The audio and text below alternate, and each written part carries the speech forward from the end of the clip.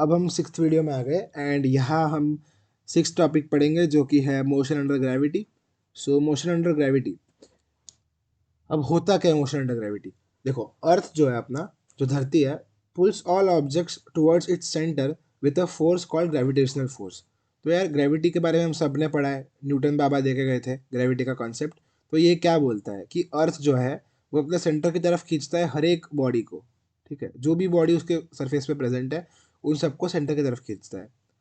ठीक है, तो हम जो कहते हैं ना कि हम ज़मीन पे खड़े रहते हैं बिकॉज ऑफ ग्रेविटी, हम उड़ क्यों नहीं पाते बिकॉज ऑफ ग्रेविटी। तो ये ग्रेविटी हमें तो डाउनवर्ड फील होती है, हमें तो फील नहीं होती कि अर्थ के सेंटर की तरफ जा रही है। पर अब देखो कि जैसे ये अर्थ है, आप यहाँ खड़े हो तो यहाँ पे जो टेंजेंट है, अर्थ की सरफेस का टेंजेंट जो बन रहा है उसके परपेंडिकुलर जो नॉर्मल बन रहा है, नॉर्मल जो ये टेंजेंट होता है एंड ये नॉर्मल होता है आपका। तो जो नॉर्मल है वो नॉर्मल जो है वो ही तो सेंटर की तरफ जा रहा है अर्थ के। तो आप पे जो फोर्स लग रहा है नॉर्मली लगता है हमेशा, ग्रेविटी आपके लिए हमेशा नीचे लगती है। अगर ये ग्राउंड है तो ग्रेविटी आपको नीचे फील होती है। पर जब अर्थ पे आप कहीं भी खड़े हो, ये जो नीचे वाला एरो है ना, ये जाके उसके सेंटर पे ही खत्म होगा। ठीक है, तो यार earth pulls all objects towards its centre with a force called gravitational force. All objects falling freely towards the earth accelerate with a constant acceleration called the acceleration due to gravity. Its value on the earth's surface is 9.1 meters per second square. यहाँ पे square लिखना भूल गया मैं। ठीक है, तो ये मेरे कहने का मतलब है कि आपने ये टर्म सुना होगा, फ्री फॉल। फ्री फॉल यानी जब कोई ऑब्जेक्ट सिर्फ और सिर्फ ग्रेविटी के प्रेजेंस में फॉल कर रहा है, इस पर कोई और फोर्स नहीं लग रहा, तब उसको हम बोलते हैं फ्री फॉल। ठीक है, वो बिल्कुल फ्रीली गिर रहा है, वो फ्रीली फॉल कर रहा है, तो वो क्या फ्री फॉल। जैसे मान लो मैं कोई एयरप्लेन से कूद गया। अब मैं कूद गया तो मुझे पे सिर्फ ग्रेविटी लग रही है, मैं हवा में उड़ रहा हूँ, मेरी सिर्फ ग्रेविटी लग रही है, मैं ज़मीन पे आके क्रैश हो जाऊँगा। ठीक है, या फिर मेरा मेरा एरोप्लेन है, वो उसकी इंजन बंद हो गई, ठीक है, एंड देन या फिर उसका विंग टूट गया, तो एरोप्लेन से नीचे आके गिरेगा एंड उसको हम बोलेंगे फ्री फॉल, क्योंकि एरोप्लेन के पे उस इंस्टेंट पे कोई और फोर्स नहीं लग रहा एक्सेप्ट ग्रेविटी। तो ये फ्री फॉल जो है उसके लिए जो एक्सेलरेशन रिस्पॉन्सिबल है वो एक्सेलरेशन टू ग्रेविटी कहते हैं हम। एंड उसकी वैल्यू वेरी होती है, अर्थ से आप बहुत ऊपर चल जाओगे तो वो कम हो जाएगा, बट अर्थ के पास वाले रीजन में, अर्थ के सरफेस पे इसकी वैल्यू है 9.81 मीटर्स पर सेकेंड स्क्वायर। इसको हम लेंगे 10 मीटर्स पर second square for most questions. जब तक क्वेश्चन में अलग से मेंशन ना करे कि 9.8 इसकी वैल्यू है, या फिर पेपर के फर्स्ट पेज पे ना लिखा हो कि in all questions use g equal to 9.81, जब ऐसा ना लिखा हो तब हम अपने आप जी को 10 ले लेंगे, जिससे अपने कैलकुलेशन बहुत ईजी हो जाएंगे। तो मैंने आपसे पूछ लिया, मतलब ये इसका सिग्निफिकेंस क्या है। तो देखो, जैसे मैंने बोला कि मैं एक 100 मीटर्स ऊंचा बिल्डिंग है, उसके टॉप से मैंने एक बॉल फेंका। ठीक है, अब वो बॉल नीचे पहुंचा, जब वो ज़मीन पे जाके स्ट्राइक हुआ तब उसकी स्पीड कितनी थी। मैंने अगर आपसे ये पूछ लिया, तो ये कैलकुलेट करने के लिए आपको एक्सेलरेशन चाहिए ना बॉल का, कि बॉल कितना एक्सेलरेशन से गिर रहा है। तो ये जो एक्सेलरेशन है ना, ये ग्रेविटी होता है, ये होता है जी, इसका सिंबल होता है जी। एक्सेलरेशन ड्यू टू ग्रेविटी जो है ना, इसको हम बोलते हैं जी। एंड जी की वैल्यू होती है 10 मीटर्स पर सेकंड पर, जैसे मैंने आपको भी बताया। तो ये जो बॉल है ना, ये जब गिरेगा ना तब इसका फ्री फॉल होगा, एंड इसके फ्री फॉल के दौरान इसका एक्सेलरेशन होगा जी के बराबर। तो ये होता है acceleration to gravity. I hope आपको ये पार्ट क्लियर है। इसके बाद बहुत इंपॉर्टेंट चीज़ है साइन कन्वेंशन। तो जैसे मैंने आपको बोला कि हम ये जो पढ़ रहे हैं वन डायमेंशन में पढ़ रहे हैं, हम सब वन डायमेंशन में पढ़ रहे हैं। तो वन डायमेंशन में क्या है, सिर्फ प्लस और माइनस होता है। ठीक है, जैसे एक्स एक्सिस है, अगर आप राइट में गए तो प्लस, लेफ्ट में आए तो माइनस, इसमें कुछ मेंशन करने की ज़रूरत नहीं है। तो वन डायमेंशन में हमें प्लस माइनस का ध्यान रखना पड़ेगा। जब भी हम लेफ्ट जा रहे हैं तो माइनस, राइट जा रहे हैं तो प्लस, या फिर लेफ्ट जा रहे हैं तो प्लस, राइट जा रहे हैं तो माइनस। ये आपको अपने दिमाग में बना के रखना है कि हम क्या लेना चाह रहे हैं। बट मोस्टली क्वेश्चंस में, ये मेरा ऑब्जर्वेशन है एंड लोगों का भी ऑब्जर्वेशन है, कि आप अगर ग्रेविटी के डायरेक्शन को यानी कि डाउनवर्ड्स को आप पॉजिटिव लो ना, तो आपका हमेशा फ़ायदा होगा, क्योंकि आपके कैलकुलेशन ईजी हो जाएंगे उससे। ठीक है, तो यार जैसे आप लिख रहे हो v is equal to u plus a t, ये जो हमने फर्स्ट इक्वेशन ऑफ मोशन देखा था, v equal to u plus a t, तो यहाँ पे क्या है, एक्सेलरेशन की वैल्यू g के बराबर हो गई इस केस में। तो यहाँ हम लिख देंगे v is equal to u plus g t. तो ये जो g है ना, ये जी की वैल्यू 10 है, पर साइन किधर है, क्योंकि है तो एक्सीलरेशन एक वेक्टर ही, तो जी की जो डायरेक्शन है वो डाउनवर्ड्स, तो मैंने डाउनवर्ड्स को पॉजिटिव ले लिया है जिससे मेरा कैलकुलेशन आसान बन जाए। तो हमेशा हम क्या करेंगे सारे क्वेश्चंस में, साइन कन्वेंशन मतलब एक हम दिमाग में बैठा के रखेंगे कि जब भी कुछ कुछ सिनेरियो बने तब हम ऐसे साइंस लेंगे। इसका मतलब क्या है कि जब भी डाउनवर्ड मोशन होगा तब हम डाउनवर्ड वेलोसिटी हो, डाउनवर्ड एक्सेलरेशन हो, डाउनवर्ड डिस्प्लेसमेंट हो, इन सबको हम पॉजिटिव लेंगे, एंड जब अपवर्ड हो तब हम नेगेटिव लेंगे। यही साइन कन्वेंशन लेके चलेंगे हम। तो इस केस में अगर मैं बोलूँ v equal to u plus g t, तो मेरे g की प्लस साइन रहेगी यहाँ पे, ठीक है। तो ये साइन कन्वेंशन का मतलब होता है कि एक एक रूल लेके चलते हैं कि जब भी डाउनवर्ड हम देखेंगे चीज़ों को तो डाउनवर्ड पॉजिटिव होगा, जब भी अपवर्ड देखेंगे तो अपवर्ड नेगेटिव होगा। तो इसका एप्लीकेशन आपको धीरे धीरे दिख जाएगा, पर फिलहाल ये साइन कन्वेंशन है। इसके बाद हम पढ़ेंगे equations of motion under gravity. तो हमने आगे जो इक्वेशन ऑफ मोशन पढ़े थे, हमने क्या क्या पढ़ा था, v equal to u plus a t. Similarly second था s equal to u t plus half a t square, and जो थर्ड था वो था v square is equal to u square plus 2as। अब मैं क्या बोल रहा हूँ, जब हम ग्रेविटी की बात करेंगे ना, ग्रेविटी की बात करेंगे, तो हमारा डिस्प्लेसमेंट हमेशा हाइट के टर्म्स में होगा। अगर मैंने किसी चीज़ को नीचे फेंकी या ऊपर फेंकी, तो वो जो डिस्प्लेसमेंट हो रहा है उसका, वो सिर्फ अपवर्ड डाउनवर्ड हो रहा है। तो वो अपवर्ड डाउनवर्ड वाले केस में हम हाइट बोलेंगे इंस्टेड ऑफ डिस्प्लेसमेंट। हम एस की जगह बोलेंगे एच, हाइट। हम डिस्प्लेसमेंट को हाइट बोलेंगे ग्रेविटी वाले केस में, एंड हम एक्सेलरेशन को जी बोल देंगे क्योंकि वो हमेशा जी रहने वाला है। तो ये इक्वेशन ट्रांसफॉर्म हो जाएंगे into v is equal to u plus g t. Second equation बन जाएगा h is equal to u t plus half g t square, and third equation आपका बन जाएगा v square is equal to u square plus 2gh। तो ये जो तीन equation of motion है आपके, वो ट्रांसफॉर्म हो जाएंगे इन तीन इक्वेशंस ऑफ मोशन में इन प्रेजेंस ऑफ ग्रेविटी, ठीक है। अब आपको ये पोर्शन क्लियर है, इसमें कुछ रॉकेट साइंस नहीं है, बस हमने ए को जी से रिप्लेस किया है एंड एस को एच से रिप्लेस किया है, ठीक है। तो इसके बाद हम आएंगे मैक्सिमम हाइट पे। अच्छा, अब मैक्सिमम हाइट का मतलब क्या है, तो जैसे मैंने बोला आपको कि यार मैं ज़मीन पे खड़ा हूँ एंड मेरे हाथ में एक स्टोन है, ठीक है। ये जो रेड कलर का एक स्टोन है मेरे हाथ में। अब मैंने स्टोन को फेंका ऊपर किसी वेलोसिटी यू से, इनिशियल वेलोसिटी यू से। तो मैंने यू से फेंका तो वो ऊपर जाएगा स्टोन।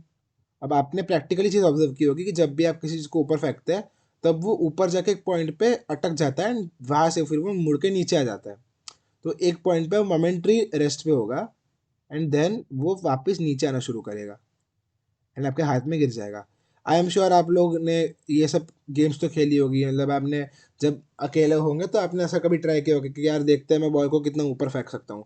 तो आप लोग क्या करते हो, आप बॉल को सीधा वर्टिकली ऊपर फेंकते हो एंड देन वो बॉल वापस आके आपके हाथ में गिरता है, एंड फिर आप देखते हो कि यार ये तो 5th फ्लोर तक गया या 6th फ्लोर तक गया। तो ये जो ये जो मैक्सिमम हाइट बॉल ने अचीव की, ठीक है, जहाँ वो रेस्ट पे था, जिस पॉइंट पे वो मोमेंट्री रेस्ट पे था, ये जो पॉइंट है ना जिसकी जो हाइट है ये एच, ये मेरी मैक्सिमम हाइट होती है। यानी इस स्टोन के या इस बॉल के मोशन के दौरान इसकी जो भी मैक्सिमम हाइट थी ना, इसको हम बोल देंगे मैक्सिमम हाइट एच, ठीक है। इसको हम बोल देंगे कैपिटल एच, बोल देते हैं अभी के लिए कैपिटल एच, मैक्सिमम हाइट, इसको बोल देंगे कैपिटल एच। तो यार मैक्सिमम हाइट निकालेंगे कैसे। अब देखो हमें पता क्या क्या, हमें क्या क्या पता है कि हमने पत्थर को किस स्पीड से ऊपर फेंका, उसको हम बोल देंगे यू, ठीक है। फिर हमें क्या पता है कि एक्सेलरेशन ड्यू टू ग्रेविटी नीचे की तरफ लग रही है जी, ठीक है। हमें कितना टाइम लगा ये नहीं पता। तो हमें क्या क्या पता है, हमें यू पता है, हमें जी पता है, हमें टी नहीं पता कितना टाइम लगा उसको ये पूरे चीज़ में या फिर नीचे से ऊपर जाने में। ये टी हमें नहीं पता, क्वेश्चन में नहीं दिया जाएगा। हमें सिर्फ इतना पता है कि हमें पत्थर ऊपर फेंका किसी स्पीड से। अब हमें जानना है कि इसको कितनी हाइट पे जाके ये रुकेगा, ठीक है। तो यहाँ पे देखो सबसे इम्पोर्टेंट चीज़ ये है कि जब पत्थर मैक्सिमम हाइट पे होगा मतलब वो और ऊपर नहीं जा रहा, ठीक है, मतलब वो नीचे बुड़ने की तैयारी कर रहा है। होता क्या है कि ऐसे पत्थर जाएगा एंड फिर वो ऐसा नीचे आएगा। तो ये मैक्सिमम हाइट वाले पॉइंट पे इसके जस्ट कुछ इंस्टेंट पहले इसकी स्पीड अपवर्ड थी एंड जस्ट कुछ इंस्टेंट बाद इसकी स्पीड डाउनवर्ड है, तो बीच में इसकी स्पीड होगी 0। ठीक है, तो मैक्सिमम हाइट पे ऑब्जेक्ट की वेलोसिटी होगी 0। ये बहुत इंपॉर्टेंट पॉइंट है, ये बहुत इंपॉर्टेंट रिजल्ट है कि eight highest point velocity of object will be 0 and object will be momentarily at rest. तो यहाँ मैं बोल सकता हूँ कि मेरा जो v है ना वो 0 है। तो मुझे v भी पता है, सो मुझे क्या पता है, मुझे u पता है, मुझे v पता है एंड मुझे g पता है, तो t नहीं पता और मुझे h निकालना है। तो मैं क्या करूँगा, मैं पहले वाले साइड पर जाता हूँ। अब देखो इस ये 3 इक्वेशन में से कौन सा इक्वेशन है जहाँ आपको v u और g के प्रेजेंस में h मिल रहा है, वो ये इक्वेशन है। जहाँ आपको v पता हो, u पता हो एंड अगर g पता हो तो आपको h मिल जाएगा। तो यहाँ हम क्या करेंगे, साइन कन्वेंशन लेंगे। सबसे पहला साइन कन्वेंशन क्या है, g अगर डाउनवर्ड है तो वो पॉजिटिव है, ठीक है, एंड u आपका अपवर्ड है तो वो नेगेटिव है। अब जो मैक्सिमम हाइट है ना, हाइट कैसे मेजर करते हैं, नीचे से ऊपर, हाइट ऐसे मेजर होती है ना नीचे से ऊपर, तो हाइट आपकी वापस अपवर्ड है तो इसको भी हम लेंगे नेगेटिव। तो हम लिखेंगे v square is equal to u square plus 2। अब g आपका पॉजिटिव है तो प्लस g एंड h क्या है आपका, नेगेटिव है इस केस में, तो लिखेंगे इसको minus h, minus capital H। ठीक है, एंड v आपको पता है 0 है तो इसको हम लिख देंगे 0। तो यहाँ से मेरा आ जाएगा 0 is equal to u square minus 2g into capital H। यहाँ से आपका आ जाएगा capital H is equal to u square by 2g। यानी ये एक सिंपल सा रिजल्ट है कि जब आप किसी भी पार्टिकल को u वेलोसिटी से अपवर्ड प्रोजेक्ट करोगे, अपवर्ड फेंकोगे, तो उसकी जो मैक्सिमम हाइट अचीव होगी उसकी वैल्यू होगी यू स्क्वायर बाई 2g। ठीक है, तो जैसे एक क्विक क्वेश्चन देख लेते हैं इस पे, जिससे आपको समझ में आ जाए कि हो क्या रहा है। क्विक क्वेश्चन देते हैं कि मैंने एक पत्थर को अपवर्ड फेंका 10 मीटर्स पर सेकेंड से। अब मुझे इतना बताओ कि इसकी मैक्सिमम हाइट क्या है। तो आप पॉज करके क्वेश्चन को कर सकते हो, मैं अभी सॉल्व कर रहा हूँ इसको। तो यू मेरे को पता है 10 मीटर्स पर सेकेंड। अब रिजल्ट मुझे पता है कि h is equal to u square by 2g and g तो 10 होता ही है, जो मैंने आपको पहले ही बोल दिया। जी की वैल्यू 10 होती है, कॉन्स्टेंट होती है। तो यहाँ से हमारा आ जाएगा h equal to u square by 2g, यानी 10 इंटू 10 डिवाइडेड बाई 2 इंटू 10। तो इससे हमारा आ जाएगा 5 मीटर। यानी जब मैं बॉल को 10 मीटर पर सेकंड से ऊपर फेंकूंगा तो वो 5 मीटर की हाइट पर जाके वापस नीचे गिरना शुरू कर देगा। ठीक है, तो मेरा मैक्सिमम हाइट वाला पोर्शन हो गया। आई होप आपको ये क्लियर है, इसका फॉर्मूला ये रहा आपके सामने। अब हम जाते हैं नेक्स्ट टॉपिक पे, जो है टाइम ऑफ फ्लाइट। अब ये बहुत इंपॉर्टेंट चीज़ है, इसको समझना। टाइम ऑफ फ्लाइट, इसका इससे आपको क्या समझ में आ रहा है कि उड़ान में कितनी देर लग रही है। ठीक है, उड़ान में कितनी देर लग रही है। अब देखो, ये जो सेम क्वेश्चन लेते हैं, सेम सिचुएशन लेते हैं कि मैंने एक पत्थर लिया, उसको मैंने अपवर्ड प्रोजेक्ट किया यू स्पीड से, उस ये जाके ऊपर जाके अटक गया एंड देन फिर ये नीचे आया। अटक गया मतलब रेस्ट पे था मोमेंट्रीली, ये अपनी मैक्सिमम हाइट इसने अचीव की, एच हाइट, एंड देन वो नीचे आके वापस आपके हाथ में आ गया पत्थर। तो ये जो पूरे प्रोसेस में इसको टाइम लगा ना, यहाँ नीचे से ऊपर चढ़ के फिर वापस नीचे उतरने में, जो पूरा टाइम लगा ना, इसको हम बोलते हैं टाइम ऑफ फ्लाइट। तो अब हम क्या करेंगे, हम इस चीज़ को दो पार्ट में डिवाइड कर देंगे।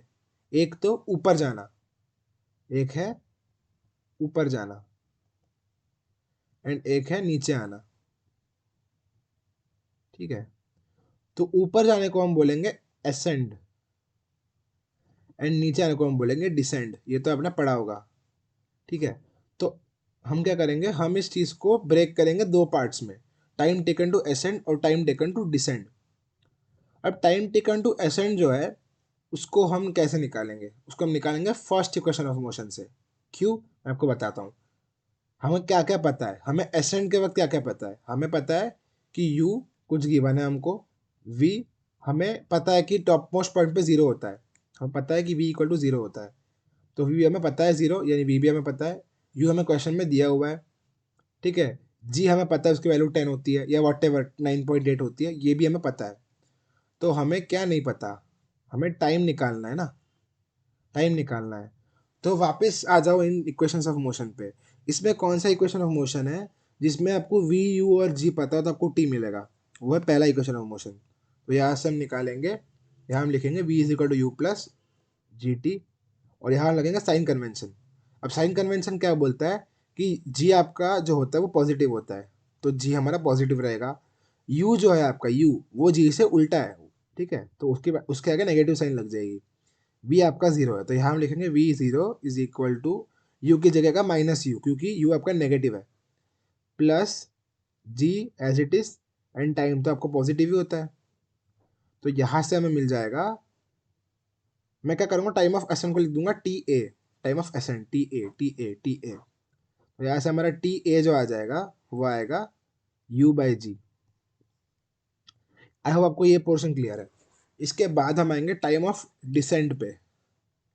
अब हमें एसेंट का तो सब जो भी था पता था, अब डिसेंट का हमें क्या पता है। डिसेंट में हमें क्या पता है कि पत्थर नीचे गिर रहा है उसके टॉप मोस्ट पॉइंट से। तो डिसेंट के दौरान हमने पहले निकाल लिया हाइट, हमने मैक्सिमम हाइट निकाल ली थी, ठीक है, मैक्सिमम हाइट हमने निकाल ली थी आगे वाले पोर्शन में। तो हमें इसकी एच पता है, हमें एच पता है जिसकी वैल्यू है यू स्क्वायर बाय टू जी, ठीक है, हमें हाइट पता है।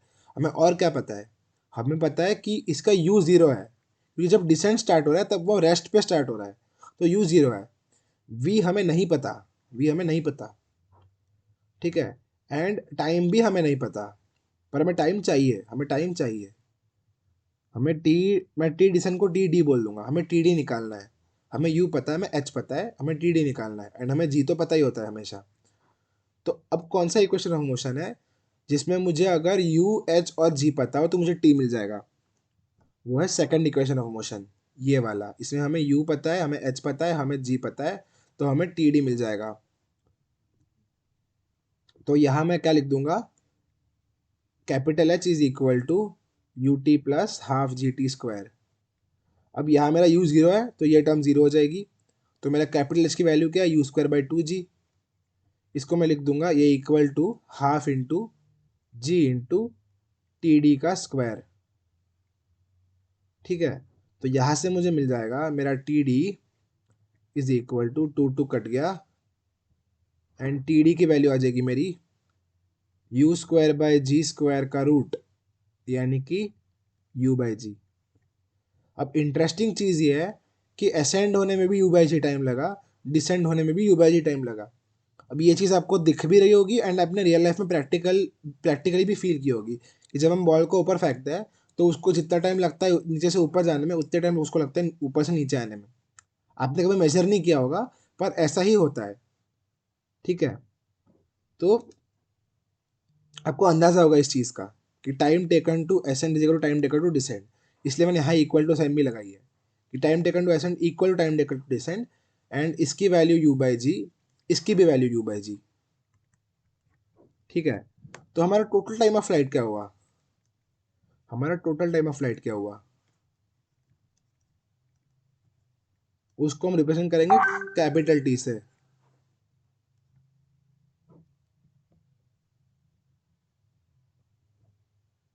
कैपिटल टी से, तो कैपिटल टी मेरा टोटल टाइम ऑफ फ्लाइट हुआ t ascend plus t descend, और टी असेंड की वैल्यू है u by g, t descend की वैल्यू है यू बाई जी। यहाँ से हमारा आ गया टू यू बाई जी।